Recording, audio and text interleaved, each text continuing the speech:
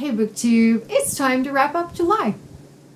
I got my ticket for the long way round. And this is VEDA Day 6. So I thought I would just tell you about all the contemporary romance books that I read in July.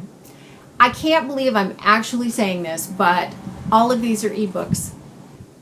Not one audiobook in the whole bunch. Can you believe that? I can't believe that, but yeah, anyway.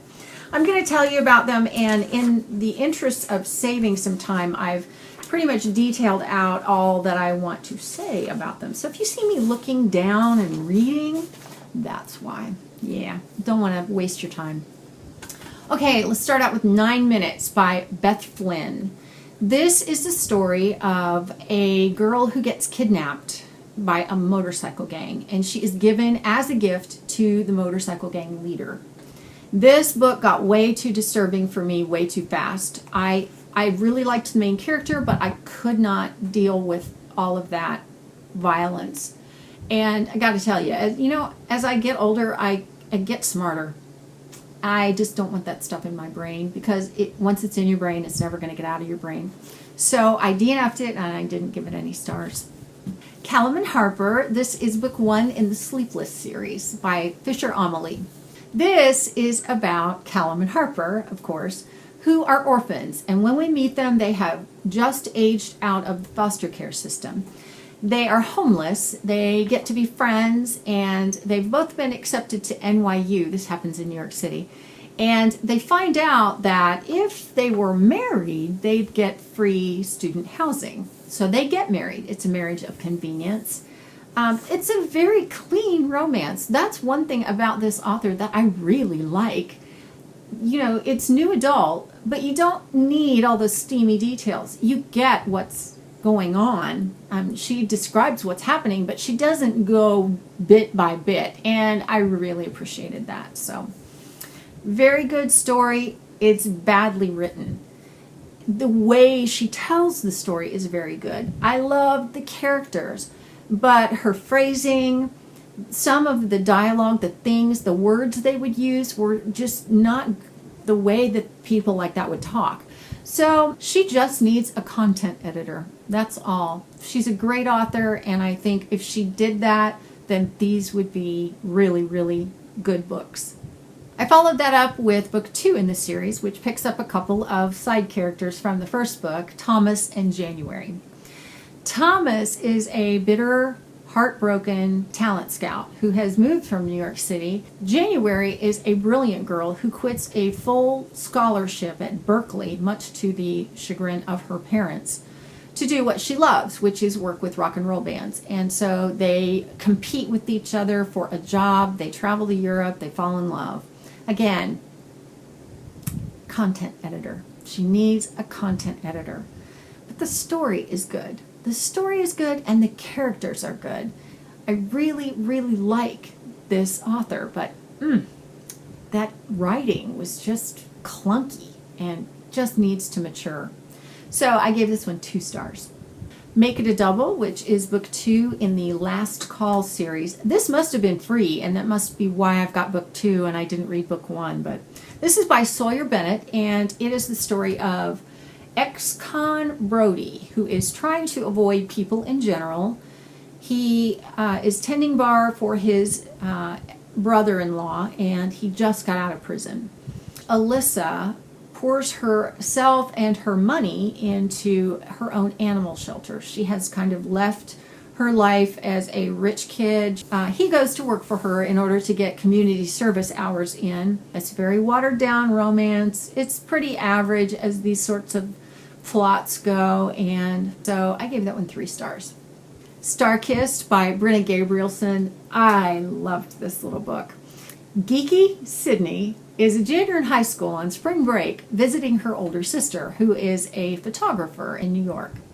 Sydney's waiting in a bar for her sister, who keeps bailing on her and then finally says, "I can't make it." Sydney starts talking to this guy who walks up to her, and he keeps acting like she should know who he is.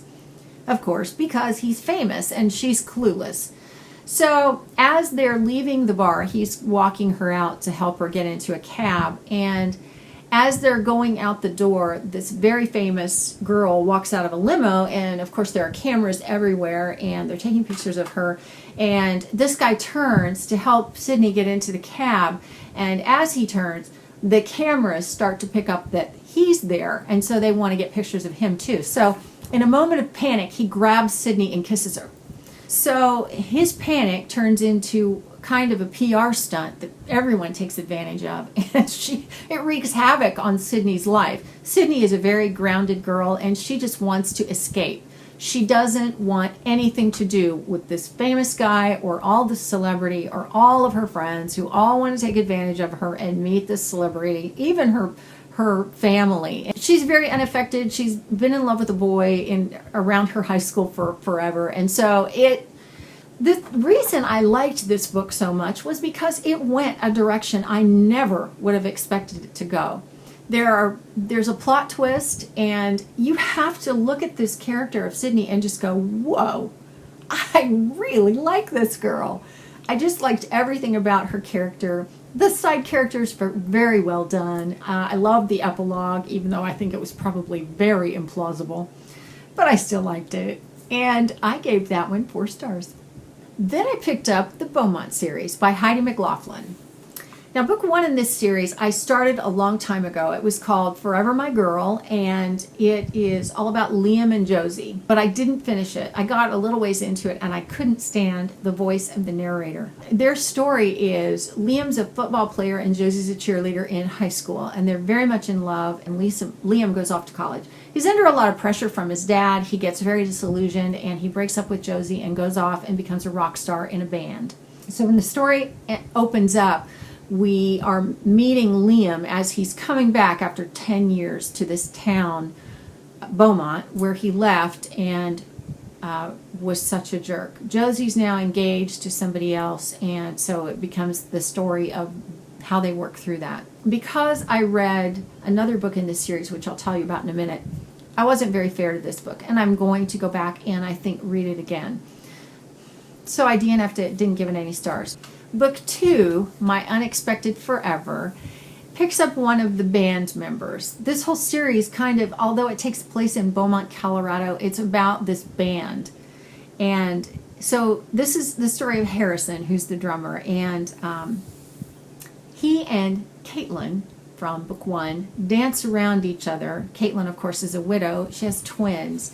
Harrison had a one-night stand one time, and the girl got pregnant and came and dropped off the baby to him in an infant carrier. The baby was like, 3 weeks old, and said, here you go, I'm out of here. So he is raising his son. So they dance around each other. She deals with moving on from the love of her life. He doesn't want to push her. He is adorable as a main character. I loved him. He was such a doll. It was a very sweet story, and I gave that one 4 stars. Book 3 was Finding My Forever. This is the story of Jimmy, who is a guitar player in the band, and he's British, and he hooks up with Jenna.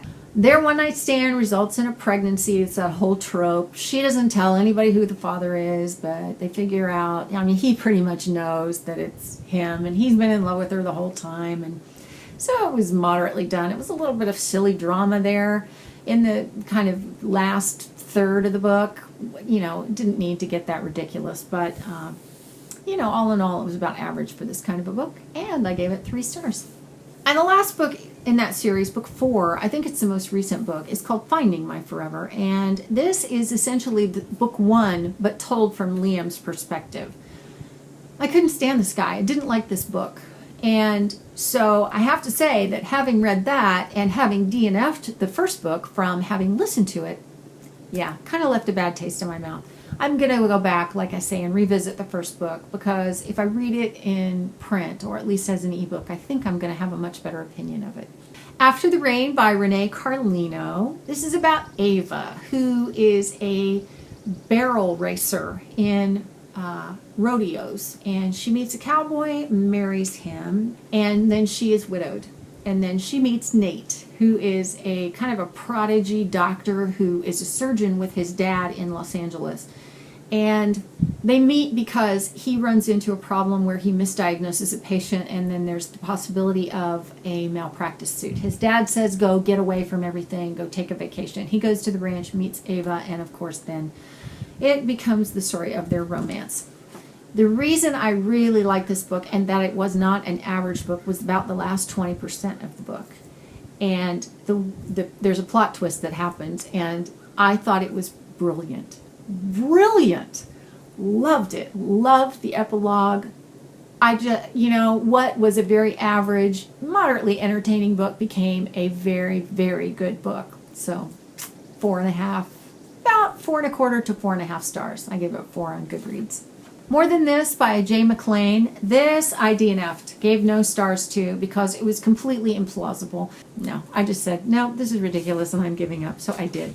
Beautiful Sacrifice. This is book 3 in the Maddox Brothers series by Jamie McGuire. And this, of course, is a spin-off series from Beautiful Disaster and Walking Disaster. This is waitress Phelan takes no shit from hotshot firefighter Taylor in Colorado. Taylor is the Maddox brother who is charming, easygoing, likable, just really a lot of fun. But he fell in love with Phelan awfully fast and was determined to win her over. She has a secret. It involves something going on in the town where he's from, in Illinois. And I have to say, she went from standoffish and get away from me to weepy and I can't live without you awfully fast. I didn't like that. I did love his charm. I didn't like the language they used. They were very rough with each other. They're very rough people. Marginally better than the last book, and it just made it over the 4-star mark for me. And lastly, The Sweetest Thing by Jill Shalvis. This is book 2 in the Lucky Harber series. Gwen over at the Gwendolyn Reading Method loves Jill Shalvis. She's determined to read all of her books, and I found out about this series from her, and I read the first book, and I loved it. This book, I think I may have loved even more because I didn't listen to it on audio. I don't like that narrator. I forget her name. Celeste Ciula, I think, is the narrator on audio. I decided to go with just the straight ebook for this, and I'm so glad I did. This was a 5-star book for me. This is about Maddie and Ford. And Maddie and Ford have a history, but we don't know about that. It unfolds as the book goes on. But the thing about this was the witty dialogue, the laugh out loud moments, this wonderful character development, the way that things progressed in their relationship and it just began to unfold. And essentially the whole emotional experience of this book for me just was so good. So good. So, I kind of wavered a little bit, but I decided at the very least 4.5 stars, rounded up to 5. Really, really good book that I highly recommend. I can't wait to continue with that series. So those were all of the romance and contemporary books that I read in July. If you read any of these books, you know I want to know what you thought of them. So please tell me, let's talk about that in comments. And that's it for now for me. I will see you back tomorrow with day 7 of VEDA. So till then, thanks for watching. When I'm gone, you're gonna miss me when I'm gone. You're gonna miss me by my walk. You're gonna miss me by my talk. Oh, you're gonna miss me when I'm